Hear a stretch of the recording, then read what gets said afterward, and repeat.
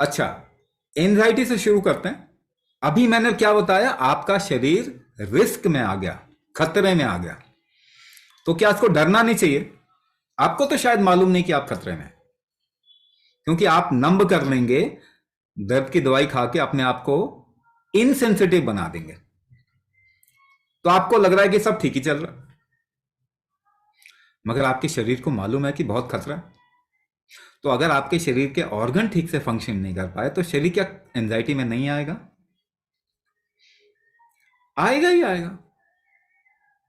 उसके लिए भी अब आप दवाई ढूंढ रहे हो, उसको और नंब कर देंगे, और ज्यादा खतरे में आ जाएगा, एंजाइटी ऐसे लेवल पे चली जाएगी जो मेंटल डिसऑर्डर बन जाएगा। इस वक्त में दुनिया में सबसे बड़ी बीमारी मालूम है क्या है आपको?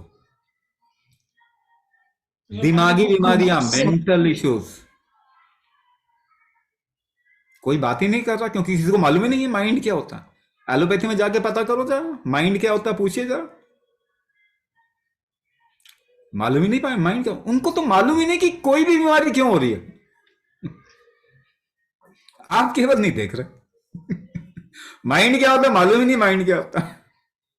तो मेंटल डिजीज कहां से ट्रीट करें?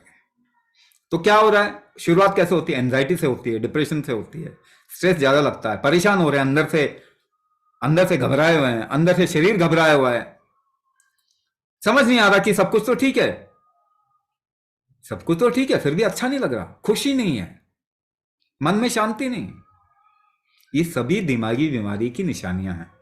उसके बाद उसको नाम दे देते हैं अलग अलग, bipolarity, schizophrenia, multiple personality disorder, या इस तरीके का। देखिए अंग्रेज ना नामकरण संस्कार करने में अच्छे हैं, ठीक किसी को भी नहीं करते। ये केवल नाम रखना जानते हैं, जिस देश में जाएंगे कहेंगे हमने ढूंढा जी, उससे पहले तो देश था ही नहीं।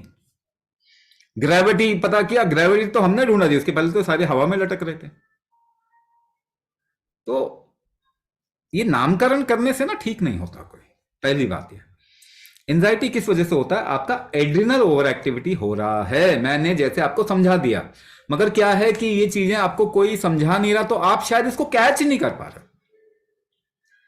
मैंने क्या बताया आपको कि आप भोजन आपका शरीर यूज करेगा, नहीं तो कुछ भी डालेंगे तो खतरा। ये खतरे को एक और तरीके से आप डिफाइन करते हैं।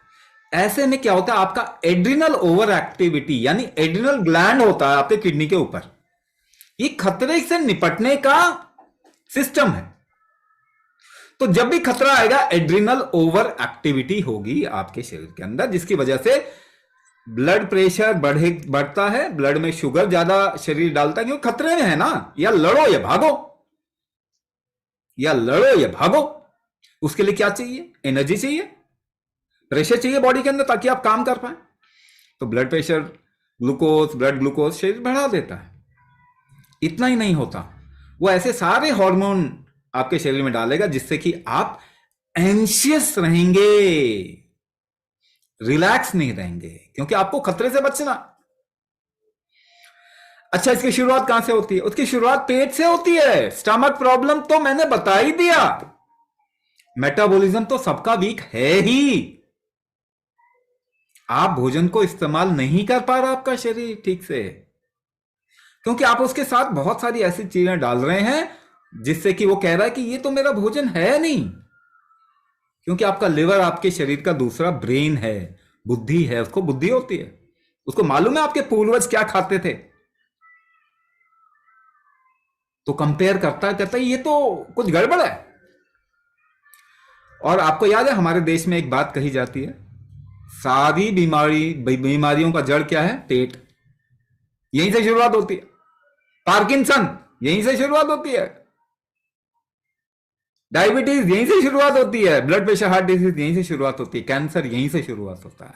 मेटाबॉलिज्म वीकनेस तो दुनिया की सबसे बड़ी प्रॉब्लम बन चुकी है, तो वो बढ़ाने के लिए कोई दवाई नहीं हो सकती। तो अब पेट भी आ गया।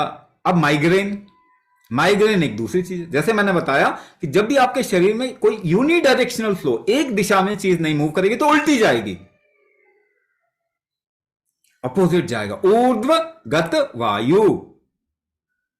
इस इससे शुरुआत क्या होती है? हेडेक, सिर के अंदर परेशानी, ईएनटी की प्रॉब्लम होगी, डिजीनेस होगा, बैलेंस की का इश्यू आएगा, मेंटल जिसे कहते हैं अलर्टनेस इतना नहीं होगा, मेंटल आपका शरीर हमेशा सोने की कोशिश करेगा, इंसोम्निया, सो नहीं पाएगा ठीक से, या सोएगा भी तो उसको आराम नहीं मिल पाएगा ठीक से। तो इस तरीके की ब्रेन से रिलेटेड इश्यू आना शुरू हो जाएगा। मगर अगर आपकी बॉडी अलाइंड नहीं है तो दर्द कहां होगा? पूरे में नहीं होगा, आधे में होगा। भाई ऊपर जा रहा है मगर दर्द कहां होगा? प्रॉब्लम एक साइड में ज्यादा है तो उस साइड में ज्यादा प्रॉब्लम लगेगी। तो अलाइनमेंट और मेटाबॉलिक वीकनेस ये जो दोनों जब मिल जाते हैं तो माइग्रेन करवाते हैं। जिनको थायराइड होता है उसमें ज्यादा होता है। थायराइड के केस जितने भी होते हैं उनमें माइग्रेन उनको ज्यादा होता है, क्योंकि थायराइड की प्रॉब्लम ही यही है, वो अगेन मेटाबॉलिक प्रॉब्लम, और उनका अलाइनमेंट नहीं होता बॉडी का। तो अलाइनमेंट ठीक करेंगे, मेटाबॉलिज्म ठीक करेंगे, माइग्रेन धीरे धीरे करके जाएगा। मगर एक बात मैं आपको, एक बात गांठ बांध लीजिए, मैं आपको क्लियरली बोल रहा हूं, ये सबको समझना ही पड़ेगा। आम खाना है ना, तो एक दिन में आम का पेड़ उगता नहीं है। 5 साल में आम खा पाएंगे आप। तो अगर आपने शरीर को 40-50 साल तक बिगाड़ा है तो आप एक्सपेक्ट ना करें कि वे एक महीने में एकदम से उठ के बहुत बढ़िया हो जाए। लेकिन ये 100% है कि सबकी प्रॉब्लम रिवर्स होगी, टाइम अलग अलग लगेगा।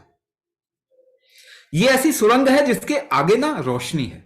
आप अभी तक ऐसे सुरंग में घुसे हुए हैं जिसके आगे रोशनी नहीं है, और वो रोशनी ढूंढने की कोशिश कर रहे हैं।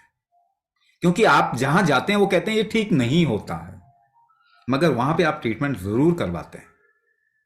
वो आपको बड़ी मशीनों के सामने स्कैन करने से ट्रीटमेंट होता है कोई? ऑपरेशन करने से ट्रीटमेंट होता है कोई? आप ट्रीटमेंट कर ही नहीं रहे, आप अपने शरीर को ठीक कर ही नहीं रहे, तो ये ठीक होगा भी नहीं। इसको सही डायरेक्शन में अगर ठीक करेंगे तो टाइम जितना भी लग जाए, मगर आपका जीवन ही नहीं सुधरेगा। और क्या क्या सुधरेगा वो हम यूजुअली बोलते नहीं हैं। आपका जीवन ही नहीं सुधरेगा, और सटल एस्पेक्ट ऑफ लाइफ, आपका आध्यात्म भी सुधर जाएगा। लेकिन सबसे पहले आपकी बॉडी ठीक होगी, आपका माइंड ठीक होगा, आपकी लाइफ अच्छी होगी, उसके बाद बाकी चीजें होगी।